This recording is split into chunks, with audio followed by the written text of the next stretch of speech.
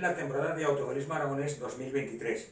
El último campeonato que quedaba, el de velocidad, terminó en el Circuit de Barcelona, con suspense hasta el final, ya que Ander Gamón, que se jugaba el campeonato, quedó atrapado en la Pozzolana durante la primera manga y veía como sus posibilidades se evaporaban.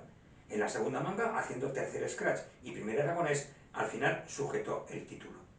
Iván Pérez y Carlos Sanz llegaban a Barcelona pugnando con Gamón por las plazas del podium. De hecho, terminaban empatados a puntos, pero los 20 puntos que tenía que descontarse Sanz como peor resultado le colocaban en el cajón más bajo y a Iván Pérez en el segundo puesto final.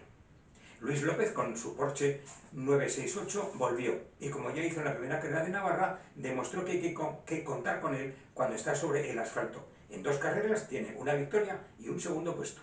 Ojo a la próxima temporada. Por clases, en la primera, Armendáriz sin oposición.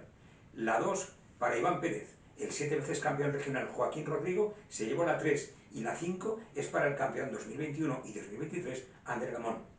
El trofeo de clásicos ya era propiedad de Jesús Laoz, con sus 6 victorias en 8 carreras. Más pugna tuvo el Open, terminando con 3 puntos de diferencia entre el vencedor, Mario Figueroa, y el catalán, Fernando Arias. En cuanto a las escuderías, el club alcañizano batió con rotundidad al club zaragozano, habiendo sido esto una constante durante toda la temporada. Y todavía hay una aragonesa peleando fuera por un título. Coral Barroso se las verá con Lionet Cuenca en el Campeonato Riojano de Copis en el próximo 7º Rally Sprint Son Serrano. Mítico Rally Sprint que organiza el Rioja Alta Racing Club el día 16, último Rally Sprint riojano del año, con 60 kilómetros totales sobre un tramo de 10 kilómetros y 6 pasadas, fácil de entrenar, 3 en cada sentido.